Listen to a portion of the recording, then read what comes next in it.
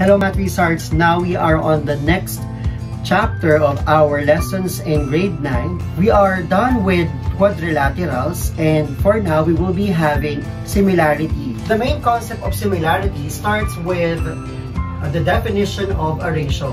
So a ratio is a comparison of two or more quantities. So how are we going to represent ratio? That is in terms of a fraction. It could be like this one, A over B. Or using a colon form, which is A is to B. Words, it could be A is to B or A to B. Okay, so there is also what we call an extended ratio, wherein it is a comparison of three or more quantities. The same as the example here, A is to B is to C. Okay, so let's have an example and apply what we apply the concept of ratio. So a music store has 40 trumpets, 39 clarinets, 24 violins, 51 flutes, and 16 trombones. Give each a simplified ratio. So number 1, so trumpets to violin. So in this case, we will just state the number of trumpets to violin. So the number of trumpets here is 40. To violin, that is 24, or simply 5 is to 3. So 5 is to 3. Moving on, we have flutes to clarinet. So the number of clarinet is 51. The number of flutes is 51 to the number of clarinet. So let's just use the colon form. 51, and the number of clarinet is 39. So therefore, 51 is to 39 will be our ratio. Since we are to get the simplest form of the ratio, it is simply 17 is to 13. And this is your answer for number 2. Now for number 3, violins to total instrument. So the number of violins is 24 is to the total instrument. We will just add 40, 39, 24, 51, and 16. That is equal to 170. And simplifying 24 is to 170, you will get 12 is to 85. And that is our final answer. So let us apply the concept of ratio in solving the following problems. So number 1. The ratio of two complementary angles is 3 is to 7. Find the measure of the angles. To get the measure of the angle, we need to use or let x be our scale factor. So we all know that the measure of the two complementary angles is equal to 90 degrees. Therefore, we will just multiply scale factor with the ratio. So that will be 3x. And adding the 2, you will get 90 degrees. So you will just add the 2, solve for x, and that is the value of our scale factor. And then we will substitute to get the measure of the angles. So 3x plus 7x, you will get 10x is equal to 90 degrees. Dividing both sides by 10, so x is equal to 9. So to get the measure of the first quantity, which is 3, so 3 times x, we will get the smaller angle. And 7 times x, you will get the measure of the larger angle. So 3 times 9, you will get 27 degrees. So 7 times 9, that is 63 degrees. Therefore, the measure of the two angles are 27 and 63 degrees. Now let's move on to number 2. The ratio of two supplementary angles is 4 is to 1. Find the measure of the smaller angle. So now we will be letting x as our scale factor and multiply it to our ratio, which is it will become 4x is to 1x. So adding the two, since it is supplementary, you will add 4x plus x is equal to 180 degrees, same with the previous problem. And solve for x for us to get the scale factor of the two angles. So 4 plus 4x plus x is equal to 5x is equal to 180 degrees. Dividing both sides by 5, we will get x is equal to 36. So to get the value of the smaller angle, in this case, we will just have the one that has a smaller part in the quantity, in the ratio, and that is with between 4:1, that is 1. So the answer will be 36 degrees. The ratio of the measures of the angles in a triangle is 11:2:5. Find the measure of the largest angle. So we all know that the measure of the sum of the three angles of a triangle, is 180. So there is also a scale factor between the three quantities. So we'll just let x be the scale factor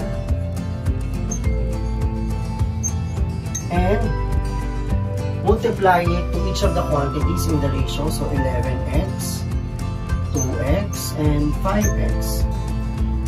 So adding the 3 and equating it to 180, we will be able to solve for the scale factor. So adding the 3, you will get 11 plus 2 plus 5, you will get 18x is equal to 180 degrees. So dividing both sides by 18, you will get x is equal to 10. So our scale factor is 10. So in this case, we will need to get the largest angle. So between the three quantities, 11 has the largest part in our ratio. So 11x is equal to the largest angle. So 11 times 10 is equal to 110 degrees. Therefore, it is the measure of the largest angle. The ratio of the measures of the sides of the triangle is 2:8:9. If the perimeter is 76 inches, find the length of each side. So let x be the scale factor, and we will multiply x to each of the quantities. So there will be 2x is to 8x is to 9x. And adding the three quantities and equating it to 76, you will have 2x plus 8x plus 9x is equal to 76. You will be able to identify the value of our scale factor. So 2 plus 8 plus 9, you will get 19x is equal to 76. Dividing both sides by 19, you will get x is equal to 4. So our scale factor is 4. So for us to get the measure of each side, so multiply 2 times 4, you will get 8. So one of the side measures 8 inches. So you will have 8 times 4, you will get 32 inches. And 9 times 4, you will get 36 inches. So that will be the measures of each sides of the triangle. Okay, so if we have ratio, therefore we also have the so-called proportion. So an equation that states two ratios are equal. So given you have A over B is equal to C over D. That is one way of representing a proportion. It could also be A is to B is equal to C is to D in column form. So how are we going to check if the ratios are equivalent or if the two ratios are proportion? So they say that the product of the means, this is what we call the means, is equal to the product of the extremes. So that is how are we going to check or verify if the two ratios are proportions or there is a proportion between two ratios. So if we have the ratio, if we have this kind of equation, let's say it is the two ratios are in the form of a fraction, so we just use the cross product property. So multiplying A times D, or A times D is equal to C times B. So we will just have the cross multiplication or cross product. So let us consider and apply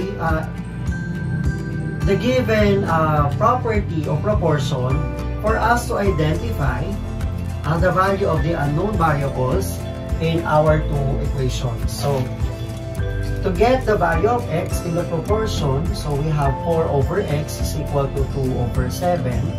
We will just multiply cross product. 4 times 7 is equal to 2 times x. 4 times 7 is equal to 28 is equal to 2x. Dividing both sides by 2, solving for x, you will get x is equal to 14. Therefore, that is the value of our variable x. In number 2, the same step, you will just have the cross product property. So multiply 12 by 15 is equal to 18 times the quantity 3x plus 4. So multiplying 12 times 15, you will get 180 is equal to, you will just distribute 18 in 3x plus 4 because it is a binomial. You will get 54x plus 72. Solving for x, you will just need to transpose 72. 180 minus 72 is equal to 54x. So 180 minus 72, that is equal to 108 is equal to 54x. Dividing both sides by 54 to get the value of x. X is equal to 2. I hope you have learned something about our lesson. See you again on our next video. Like, share, and comment your suggestions on the comment box below, and don't forget to subscribe. To get notified with our latest videos, just click the notification bell.